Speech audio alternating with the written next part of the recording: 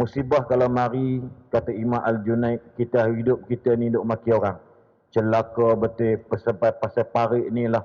Ia tak diperlebarkan, terpeloskan, hujan naik, banjir sebagainya. Celaka, sekian-sekian. Maka kata Imam Al-Junaid, itu petanda orang itu balak bagi dia. Allah bagi peluang kat kita kembali pada Allah. Allah bagi peluang kita bertaubat.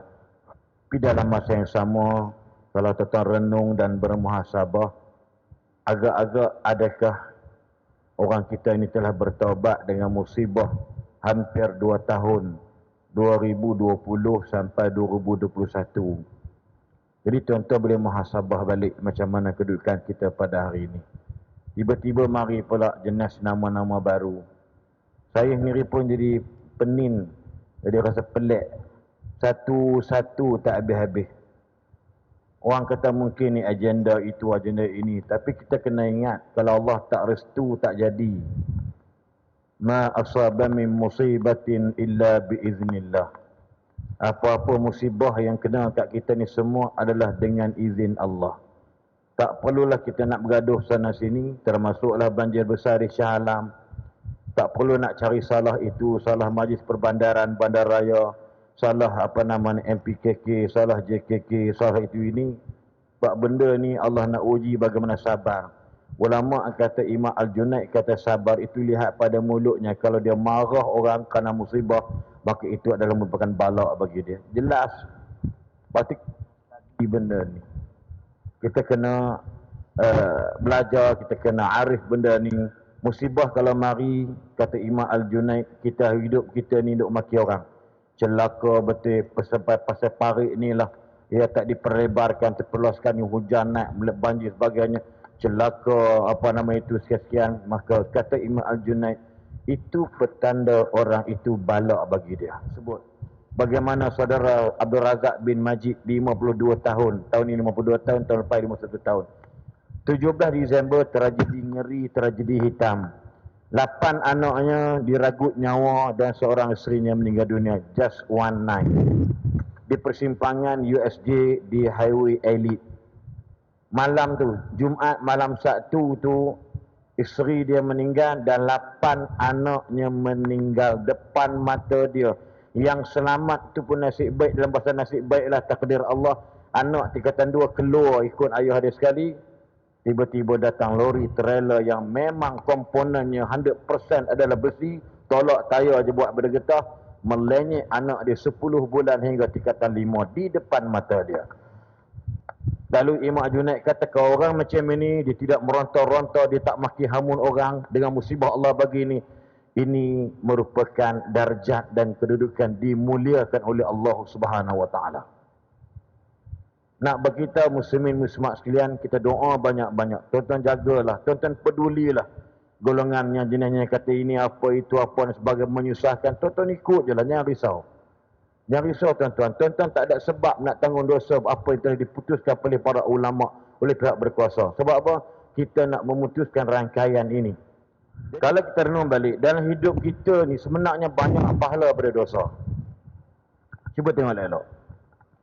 Dalam hidup kita kalau perhati elok, detail, bitadqiq, banyak pahala pada dosa. Khusus orang yang solat 5 waktu tak tinggal. Saya ulang balik. Sebab tu solat ini merupakan rukun Islam yang kedua, tetapi dia panggil ra'sul ibadah, iaitu ibadatun badaniyah. Solat ini merupakan ibadat badan yang memang tidak boleh tinggal walau apa keadaan sekalipun, melainkan gila, pitam atau mati. Kalau yang pitam sedar tu dia semayanglah, qada dan bagi pulang pada dia. Kalau keadaan kita sakit, macam mana kita kena solat 5 waktu sehari semalam. Dalam hadis Bukhari sebut apa? Kita kalau solat tak ada ayat semayang, maka solat kita tak diterima. La tuqbalu salatun idza ahdatha hatta yatawadda. Tidak diterima solat kita jika kita berhadas, sama ada kecil ataupun besar, sehinggalah kita berwuduk. Sebab apa? Refer dan hadis sahih antaranya Bukhari sebut, kalau kita basuh tangan kita, dosa kita gugur. Cuba tengok elok. Kalau kita basuh muka kita, dosa yang berkait dengan anggota yang ada pada muka kita, mata kita, telinga kita, mulut kita ni gugur dosa. Dan kalau kita basuh kaki, kaki itu yang ada dosa pergi tempat-tempat yang tidak sepatutnya, maka digugurkan dosa oleh Allah. Di situ sahaja pun kita dah tidak ada dosa. Di situ sahaja pun bermula mengangkat takbir, Allahu Akbar. Bukankah Nabi dah berpesan, antara solat dengan solat, mukaffiratuz dzunub, antara sembahyang dengan sembahyang, menghapuskan dosa umat. Jika kita salat maghrib sebentar tadi, menghapuskan dosa kita selepas asar. Kalau kita tadi salat asar, menghapuskan dosa kita selepas zuhur. Kita salat zuhur tengah hari tadi, dosa selepas subuh diampunkan Allah. Kalau kita salat subuh pagi tadi, dosa lepas isyak diampunkan Allah. Kalau solat isyak sekarang, dosa kita lepas maghrib diampunkannya. Bermakna we have no sins. Tengok, kita tak ada dosa. Kita nak apa lagi? Patut Allah bersumpah dengan masa, wal 'asri innal insana lafi khusr illa alladhina amanu wa 'amilus shalihat. Cukup kat situ. Kita semua dalam kerugian, melainkan orang-orang yang beriman kepada Allah dan beramal dengan amalan soleh. Wattin wazaitun wa turi sinin wa hadzal baladil amin. Laqad khalaqnal insana fi ahsani taqwim. Summa radadnahu asfala safilin. Allah cipta kita dah cerdik dah, kepala otak bagus. Tapi Allah akan campak kita tempat yang sehina-hina. Kenapa? Kita tak mengambil masa, peluang dengan masa yang ada. Melainkan, illal ladzina amanu wa 'amilus salihati falahum ajrun ghairu mamnun. Melainkan orang yang tak dihina oleh Allah pada orang yang sentiasa melakukan amal soleh. Allahu Akbar tuan-tuan. Falahum ajrun ghairu mamnun. Bagi mereka tak dihina oleh Allah apabila mereka sentiasa melakukan amal kebaikan. Apa ganjarannya? Falahum, bagi mereka ganjaran ghairu mamnun, ghairu maqtu', tak putus-putus. Allah berikan. Dalam satu surah, Allah Subhanahu wa ta'ala berfirman dalam suratul Nahli, surah Lebah ayat 97. Siapa ada nombor, siapa ada handphone, smartphone, buka, saya izinkan. Surah An-Nahli ayat 97. A'udzu billahi minasyaitonir rajim. Man nakirah. Man amila salihan min dzakarin aw unsa wa huwa mu'min falanuhyiyannahu hayatan thayyibah wa lanajziyannahum ajrahum bi ahsani ma kanu ya'malun. Allahu Akbar. Fabi ayyi ala'i rabbikuma tukadziban. Nikmat Tuhan mana lagi kamu nak kufurkan, nak nafikan? Sampai macam tu Tuhan sayang kita. Bismillahirrahmanirrahim. Dengan nama Allah yang Maha Pemurah lagi Maha Penyayang. Ibnu Katsir sebut Ar-Rahman lil jami'il kainat war-Rahim lil mu'minina faqat. Sayang Tuhan orang beriman. Allah kata dalam Quran, firman Al-Quran dalam surah An-Nahl ayat 7, sesiapa di kalangan orang-orang lelaki beriman, perempuan beriman, buat apa tuan-tuan? Amila salihan, buat amalan soleh. Allah bagikan kita hidup di dunia ni bahagia. Falanuh iyannahu, ni semua ni khusus Datuk dia memang agak besar, duduk Syria 12 tahun. Bila sebut lam takkid tu ada nun hujung tu, fi'il mudhari'nya maknanya sudah pasti. Dalam bahasa kasarnya, Allah telah memestikan diri Allah untuk memberikan kehidupan yang bahagia kepada orang yang buat baik. Pilihlah. Buat baik. Kita nak bahagia tapi kedekut nak mampus. Kita nak bahagia tapi kita jarang nak cuba nak membahagiakan orang lain. How happiness ini nak main dekat kita.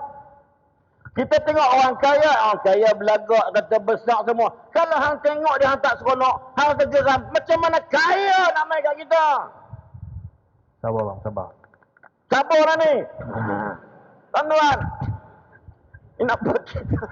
Ada buat macam tak lah kari pula. Menjerit dah diorang ni. Ganti. Maksud nak bagi tahu pada dia dalam babak ni, kalau kita nak bahagia, berilah kebaikan pada orang lain. Allah banyak benda lah. Saya beringkatkan. Mungkin Datuk pernah baca hari itu. Siapa-siapa sakit, berubatlah dengan sedekah. Tanya diri sendiri. Siapa-siapa sakit, ubat sana tak lega. Panggillah ustaz-ustaz mana-mana baca ayat, orang baca ayat macam wal waqi'ah al-mulk semua dia baca sampai khatam juzuk duk macam tu duk riau. Pergilah hospital apa binatang hospital kerajaan ke bukan kerajaan ke swasta korporat ke apa duk macam tu juga. Rupa-rupa cek-cek kedekut orang tua tu.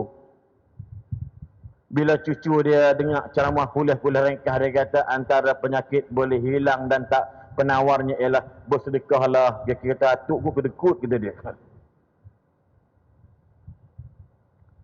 Ini kadang-kadang sebab saya tanya masa saya di Pakistan before lah di Pakistan you know macam mana.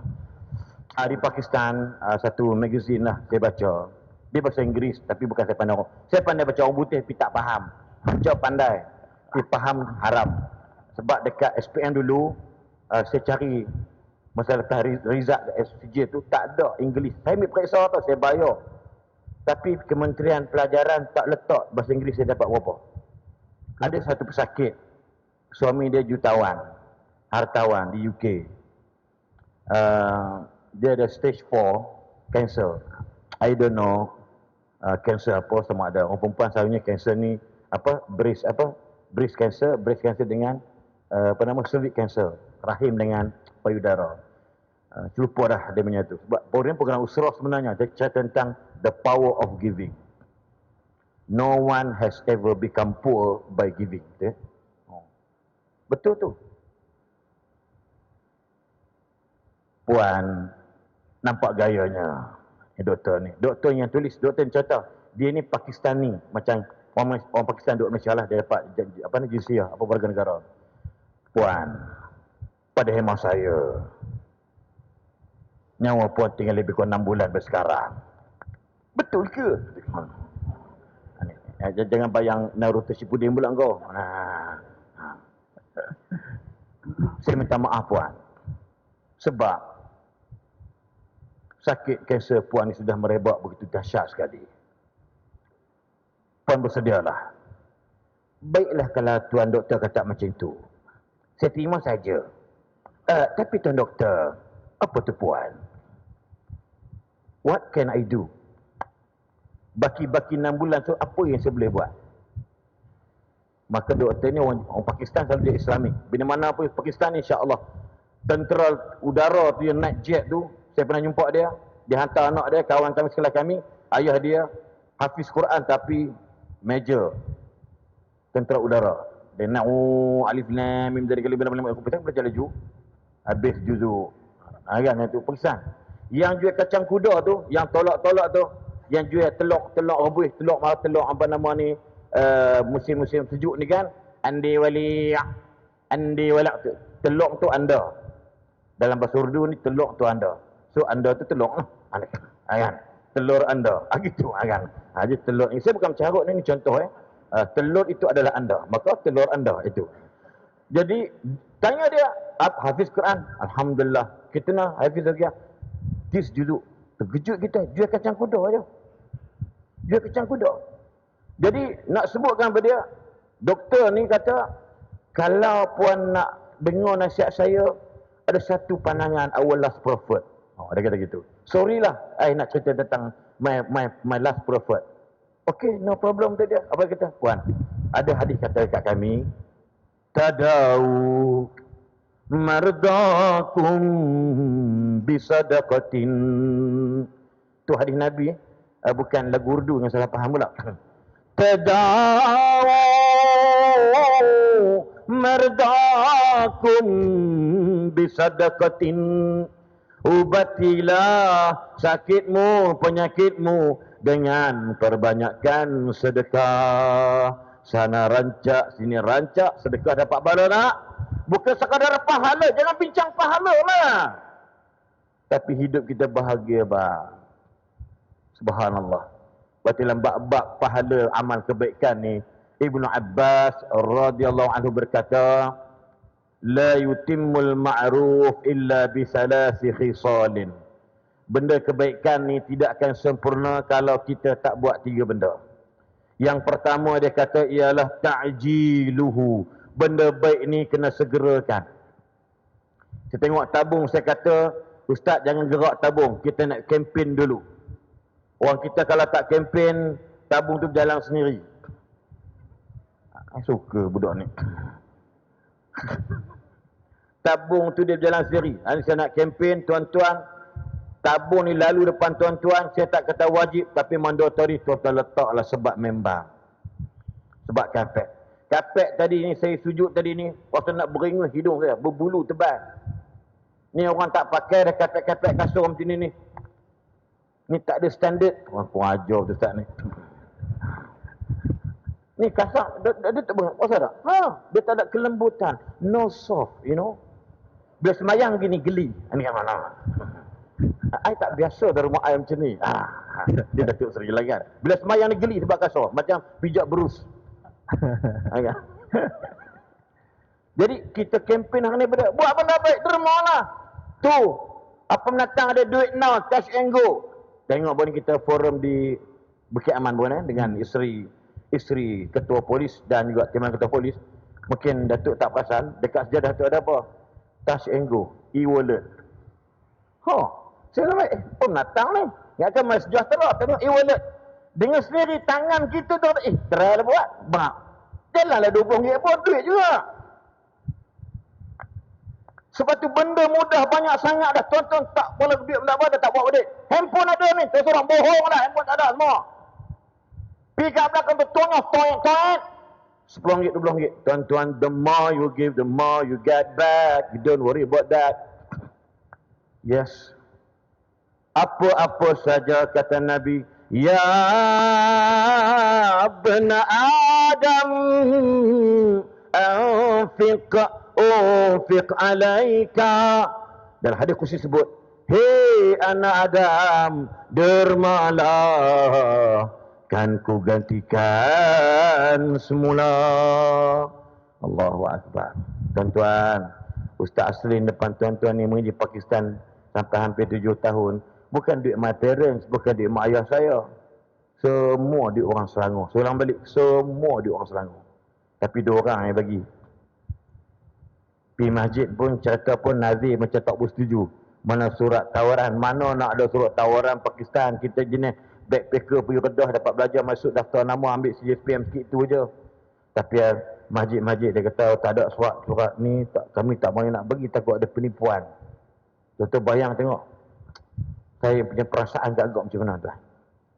Okey, fine. Saya tak nak swear dengan nama Allah, tapi saya yakin saya bawa hanya RM350. Memang tawakal sungguh. Bila saya hantar surat-surat, contoh Datuk ada hantar surat Datuk, hantar kat Datuk Seri Mahdi, hantar berpuluh-puluh surat saya hantar, berstamkan Pakistan, rayuan, surat macam surat layang. Saya sedang belajar di Pakistan. Saya tak ada pendapatan. Boleh tak siapa-siapa bagi sebulan berapa? Hanya seorang je balas. Dan dia bagi saya RM75 sampai saya habis di Pakistan. Dan dia telah meninggal dunia. Dia dah meninggal dah. Tuan Haji Mustafa X Senior Mas Property Officer. Dan seorang lagi ialah Tuan Haji Muhammad Azmi Cekdin, owner, founder Machinder Motor, motor spare part, aksesori yang mahal dekat pertama komplek tu, dekat Sogo tu, itu milik dia. Dia lah, diorang inilah insan. Cuba kita bayangkan tengok. Malam tadi di Melaka, Asahan, pagi tadi dekat Masjid Bukit Peguh, kemudian semalam kuliah duha di Teluk Mas, insya-Allah pula malam sini, malam besok ada lagi kat masjid saya di Kuala Selangor. 8 bulan saya pergi umrah, insya-Allah sampai 19 kita ada plan program-program. Saya tak nak cerita tentang saya itu baik, tak payah cerita. Be the best, don't feel you are the best. Kita buat baik, jangan perasan kita ni baik. InsyaAllah. Sebab apa? 2 orang yang bagi kat saya duit tu agak-agak dapat pahala tak tuan? Dapat pahala tak makcik-makcik? Dapat. Ayah saya dapat, tok saya dapat. Tuan fikir sendiri lah. So malam ni tuan-tuan, kita tak nak panjang-panjang, saya kata intro, mukadimah sekali dan mukhtatimah pun hentak sekali.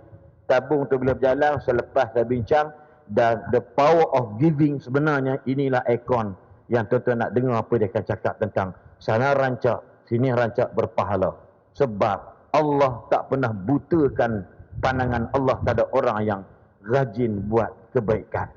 I repeat again and one more, Allah tak pernah butakan mata Allah.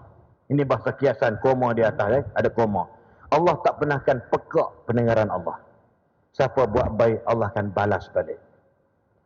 Be confident dan believe 100% Allah buat kepada kita kebaikan kalau kita buat kebaikan kepada orang lain, insya-Allah. Wa ahsin kama ahsanallahu ilaik. Buat baik dengan orang sebagaimana Allah buat baik dengan kita semua.